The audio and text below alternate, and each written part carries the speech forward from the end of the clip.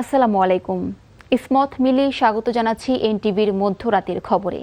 Crown cement শিরোনাম দেখছিলেন, এবার পুরো খবর। পশ্চিমবঙ্গে যেই ক্ষমতায় আসুক বাংলাদেশের সঙ্গে সম্পর্কে কোনো প্রভাব পড়বে না বলে মনে করেন পররাষ্ট্র প্রতিমন্ত্রী শামা উবাইদ ইসলাম। সোমবার রাতে নিজ মন্ত্রণালয়ের ব্রিফিংয়ে তিনি বলেন, বাংলাদেশ নিজের পররাষ্ট্র নীতিতে অটল থাকবে। পুশিন ও গঙ্গার পানি চুক্তি নিয়ে ভারতের সঙ্গে আলোচনাও চলবে। আমাদের ওদের সাথে পানির ইস্যু আছে, পুশব্যাকে যে ইস্যুটা বললেন ওটা আছে, আরও অনেক ইস্যু আছে। সেই ইস্যুগুলোতে আমাদের রয়ে যাচ্ছে, সেইগুলো যেই সরকারই আসুক না কেন বা থাকুক না কেন তাদের সাথে আমাদের আলোচনার ভিত্তিতে সমাধান করতে হবে। জুলাই গণহত্যার দায়ে ট্রাইব্যুনালে মৃত্যুদণ্ডপ্রাপ্ত শেখ হাসিনা সহ পলাতক আসামিদের ফেরত আনতে সরকার কাজ করছে বলে জানিয়েছেন আইনমন্ত্রী মোহাম্মদ আসাদুজ্জামান। সোমবার বিকেলে আন্তর্জাতিক অপরাধ ট্রাইব্যুনাল পরিদর্শন শেষে এই কথা বলেন মন্ত্রী। তিনি বলেন, ট্রাইব্যুনালের সমস্যাগুলো তিনি শুনেছেন এবং সমস্যা সমাধানের চেষ্টা করা হচ্ছে। প্রসিকিউশনের বিরুদ্ধে অনিয়মের অভিযোগ যাচাই করা হচ্ছে বলেও জানান মন্ত্রী। হাইকোর্টের বিচারকদের বয়স ৬৭ থেকে কমানোর বিষয়টি বিবেচনা করা হবে বলেও জানান তিনি। সুপ্রিম কোর্টের আপিল বিভাগে সাংবাদিকদের প্রবেশে বাধা প্রদান প্রধান বিচারপতির প্রশাসনিক সিদ্ধান্ত, তবে বিষয়টি প্রধান বিচারপতি পুনর্বিবেচনা করবেন বলেও আশা আইনমন্ত্রীর। ভবিষ্যতে আমরা এই বিষয়ে পদক্ষেপ আমি আমার জায়গা থেকে এখন পর্যন্ত বর্তমান ট্রাইব্যুনালের কার্যক্রম সম্পর্কে প্রশ্ন তোলার মতো কোনো দিক পাইনি। পাইলে নিশ্চয়ই আমরা দেখব। সাবেক প্রধানমন্ত্রী সহ যাদের এর মধ্যে সর্বোচ্চ সাজা হয়ে গেছে, পলাতক আছে, সরকার জানেও তারা ভারতে সহ কোথায় কোথায় আছে সেই রিপোর্ট আছে, তাদেরকে যেহেতু যারা ভুক্তভোগী তাদের দাবি এগুলো কার্যকর করা, সেই ক্ষেত্রে সরকারের পদক্ষেপ কি, এই মানে তাদেরকে ফিরিয়ে আনা বা কি ব্যাপার? আমাদের সংশ্লিষ্ট মন্ত্রণালয় এটার উপরে কাজ করছেন। গণতন্ত্র ও দেশের স্বার্থ রক্ষায় নবনির্বাচিত নারী সংসদ সদস্যরা ভূমিকা রাখবেন বলে আশা প্রকাশ করেছেন বিএনপি মহাসচিব ও স্থানীয় সরকার মন্ত্রী মির্জা ফখরুল ইসলাম আলমগীর। আইন প্রণয়ন সহ নারীর অধিকার নিয়ে কাজ করতে চান নবনির্বাচিতরা। সোমবার শহীদ রাষ্ট্রপতি জিয়াউর রহমান ও সাবেক প্রধানমন্ত্রী বেগম খালেদা জিয়ার সমাধিতে শ্রদ্ধা নিবেদন শেষে এসব কথা বলেন তারা। রিপোর্ট করছেন জাহিদ রহমান।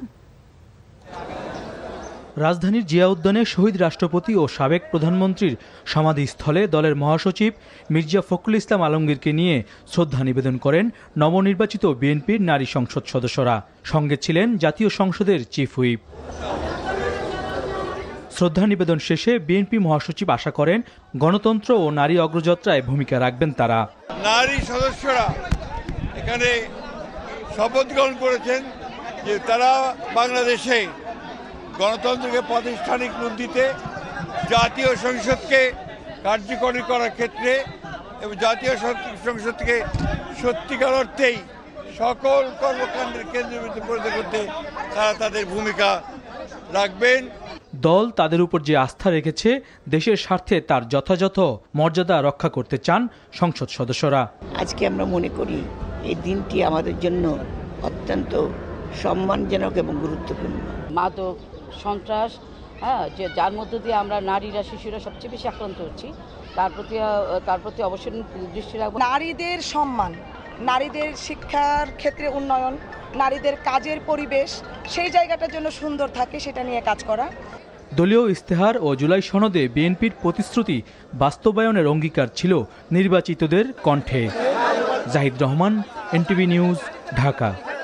আসন্ন কোরবানির ঈদে পশুর বর্জ্য 12 ঘন্টার মধ্যে পরিষ্কার করা, মহাসড়কে হাট বসতে না দেওয়া সহ একগুচ্ছ নির্দেশনা দিয়েছেন প্রধানমন্ত্রী তারেক রহমান।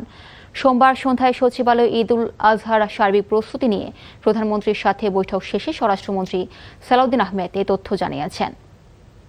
যে সমস্ত ট্রমা সেন্টার আছে ওগুলোকে কার্যকর করতে হবে সিভিল সার্জনের নেতৃত্বে। সেখানে ইকুইপমেন্ট সহ ডাক্তার, নার্স যা জরুরি থাকবে। নিকটবর্তী উপজেলা হাসপাতাল এবং জেলা হাসপাতাল বা অন্যান্য হাসপাতাল যেগুলো আছে ওগুলোকে আমরা 7 দিন আগের থেকে ওয়েল প্রিপেয়ার্ড করব। যারা চামড়া সংগ্রহ করে লোকাল পর্যায়ে জেলা উপজেলায়, তারা অনেক অসুবিধার মধ্যে থাকে প্রিজারভেশন নিয়ে, এবং চামড়ার মূল্যও খুব কম থাকে। এই বিষয়ে মাননীয় প্রধানমন্ত্রীর সংশ্লিষ্ট দপ্তরগুলোর সাথে কথা বলবেন। সফররত বিরোধী দলীয় নেতা ডাক্তার শফিকুর রহমানকে নাগরিক সংবর্ধনা দিয়েছে ইসলামিক মিশন জাপান। সোমবার রাজধানী টোকিওর একটি হলে তাকে সংবর্ধনা দেওয়া হয়। অনুষ্ঠানে উপস্থিত ছিলেন জামায়াত দলীয় সংসদ সদস্য সাইফুল আলম খান মিলন এবং ব্যারিস্টার মীর আহমদ বিন কাশেম আরমান। সভাপতিত্ব করেন ইসলামিক মিশন জাপানের কেন্দ্রীয় সভাপতি হাফেজ মাওলানা সাবির আহমদ। সংবর্ধনার জবাবে দুর্নীতিমুক্ত সুশাসন ভিত্তিক মানবিক বাংলাদেশ গড়তে সংসদের ভেতরে বাইরে লড়াই অব্যাহত রাখার প্রত্যয় জানান ডাক্তার শফিকুর রহমান। জুলাই গণহত্যার দায়ে হাসিনা সহ সকল অপরাধীর বিচার নিশ্চিত করার দাবি জানান তিনি। প্রবাসীদের প্রতি জ্ঞান ও দক্ষতায় নিজেদের এগিয়ে নেওয়া, রেমিট্যান্সের মাধ্যমে দেশের অর্থনীতিকে শক্তিশালী করা এবং উচ্চশিক্ষা শেষে দেশে কিংবা প্রবাসে থেকে দেশের উন্নয়নে ভূমিকা রাখার আহ্বান জানান জামায়াত আমির। আমার চাহিদা আছে যে রেমিট্যান্স আমাদের লাগবে, কিন্তু এটা আমার 1 নম্বর না, এটা 2 নম্বর। আপনারা আমাদেরকে কিছু মেরিট রেমিট্যান্স করেন, কিছু ব্রেইন আমাদের দরকার। এখন এই ব্রেইন কারা? আমাদের দেশ থেকে যারা এখানে এসেছেন, লেখাপড়া করেছেন, বিভিন্ন সার্ভিসে আছেন, তাদের মধ্য থেকে কিছু মানুষকে আমরা অবশ্যই চিনি। বাংলাদেশ ও মার্কিন যুক্তরাষ্ট্রের মধ্যে 2026 সালের 9 ফেব্রুয়ারি স্বাক্ষরিত বাণিজ্য চুক্তির বৈধতা চ্যালেঞ্জ করে হাইকোর্টে রিট দায়ের করা হয়েছে। চুক্তিতে 131 বার মার্কিন যুক্তরাষ্ট্রের স্বার্থের কথা বলা হয়েছে, যেখানে বাংলাদেশের কথা আছে মাত্র 6 বার। সোমবার সুপ্রিম কোর্টের আইনজীবী মোহাম্মদ মাইদুল ইসলাম পলক ও সুবীর নন্দী দাস রিটটি দায়ের করেন। রিট আবেদনে বলা হয়, চুক্তিটি সুস্পষ্টভাবে অযৌক্তিক, কাঠামোগতভাবে অসম এবং জাতীয় স্বার্থের জন্য ক্ষতিকর। রিটে পররাষ্ট্র মন্ত্রণালয়, অর্থ মন্ত্রণালয় এবং বাণিজ্য মন্ত্রণালয়ের সচিবদের বিবাদী করা হয়েছে। চুক্তিতে বাংলাদেশের উপর আরোপিত অসামঞ্জস্যপূর্ণ দায়, প্রতিকূল শুল্ক ব্যবস্থা, নিয়ন্ত্রক স্বায়ত্তশাসনের অবক্ষয়, দেশীয় শিল্প, কৃষি ও পরিবেশগত সুরক্ষার সম্ভাব্য ক্ষতি সম্পর্কিত উদ্বেগ উত্থাপন করে সাংবিধানিক বৈধতা নিয়েও রিটে প্রশ্ন উত্থাপন করা হয়েছে। সংযুক্ত আরব আমিরাতের বাংলাদেশ প্রবাসী অধিকার ঐক্য পরিষদের উদ্যোগে মহান মে দিবস উদযাপন ও সংগঠনের 4র্থ কেন্দ্রীয় কার্যনির্বাহী কমিটি ঘোষণা উপলক্ষে এক আলোচনা সভা অনুষ্ঠিত হয়েছে।